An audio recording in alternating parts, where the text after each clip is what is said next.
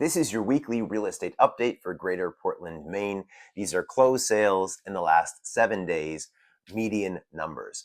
Days on market dropped to 10 days on market. The list to sale ratio still at 100%.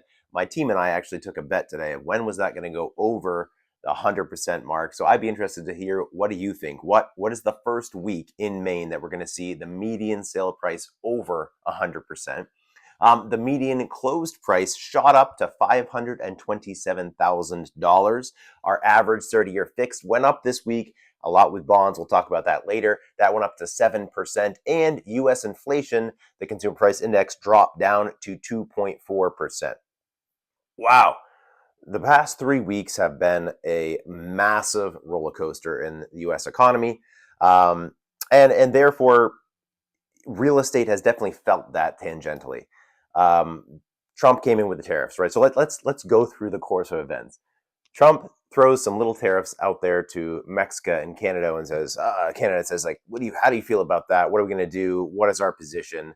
The stock market didn't love it. Certainly Mexico and Canada didn't love it.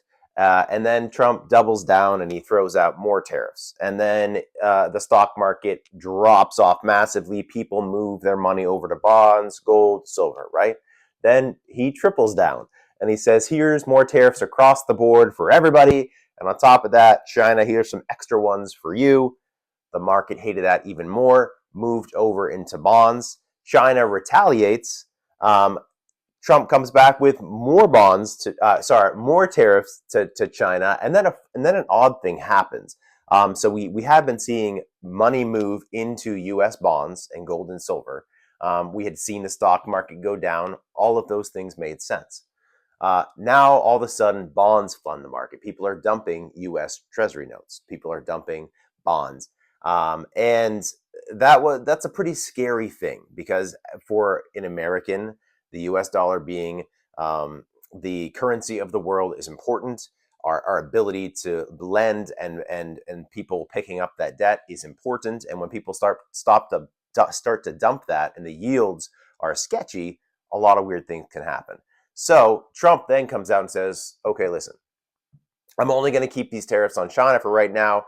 The rest of you have a 90-day break where we're going to decide what we're going to do. The stock market liked this. Trump gave people a little bit of a heads up on that, by the way. He said it's a good time to buy. Then he goes and makes this announcement. The stock market pumps around 15%. The bond market somewhat stabilizes, and that's where we are today. We have reciprocal tariffs from China, 125%. The U.S. tariffing China, 125%. Obviously, massive trading partners. People not really knowing, it seems like, where they want to put their money. Institutions moving their money in odd places, and countries making interesting decisions on U.S. bonds. And all of that relates back to real estate because, of course, typically when the Fed decides where are they going to set rates, they're looking at consumer price index, they're looking at unemployment. Are people paying more for things now than they did last year? Do we have to cool things down? And are people making more, way more than they were last year? And are there too many jobs available? Do we need to cool things down? And if both of those things are where they like, the Fed usually says, okay, fine, we can lower rates a little bit. Well, right now we have unemployment that's down a little bit, and we have the consumer price index also down. You would expect that the Fed's next meeting in May, they would lower rates. But with all this tariff and bond weirdness, most economists do not think rates are going to drop in May. And on top of that, our mortgage rates that have been ticking down as bond demand went up are now going back up. So we went from just above 6.5% to now 7% this week. So as a buyer, I've been saying this for a while. I can only double down on this thought.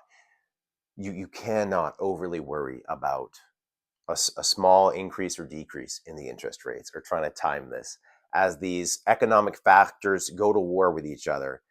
If you and your situation says it's good for me to buy a house right now and I can afford it, do it. The rates will be what they will be, and I don't think they're massively going to change. I still don't. And if they do, you can refinance. As a seller, I would say the spring market is probably arriving later. So if you were trying to time and maximize that sort of May market, especially in Maine, I think it's probably arriving a little bit later than we might be used to.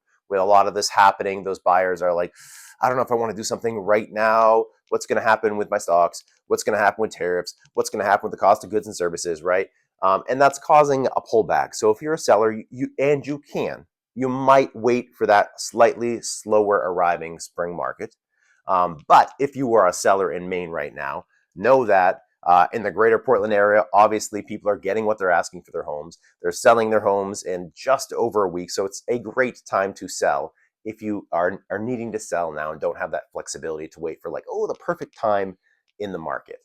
One last thing to talk about this past week. So clear cooperation is this concept that if I have a listing and I'm a realtor, I have to put it on the MLS to cooperate with all the other realtors. So we all have even odds and fair chances of getting our buyers and sellers to see these properties. So that's clear cooperation. There's been this debate over the last 6 years over clear cooperation. The NAR pushing for it. You have to put your listings in the MLS. Some brokerages like Compass saying, no, our sellers should be able to do things the way that they want to do them. If they want to have their properties off market, they should be able to do that. If they want to put it on our exclusive listing portal, they should be able to do that. And they are being like, no, everyone has to go here. It's fair. It's best for the consumer. So I bring all this up because one of the big players in the game came to play this past weekend. Zillow said, if you do not put your property on the listing sites, the MLS at the beginning, you're never going to be on Zillow. And by doing this, they definitely took a position in this battle. And they also said Zillow's so important that as a seller, we think you're going to want to decide to list in the MLS, because if you don't do that, you don't get to be seen by our portal. And we think we're that important. I don't necessarily think they're wrong. They definitely get more eyeballs than any other portal out there. It will be interesting to see how this shakes out, but it is something that as a consumer, especially as a seller, you should be aware. There are things that happen if your agent says, well, let's just put this on this agency website over here. Right now, Zillow is saying none of our Zillow customers will ever see that listing now.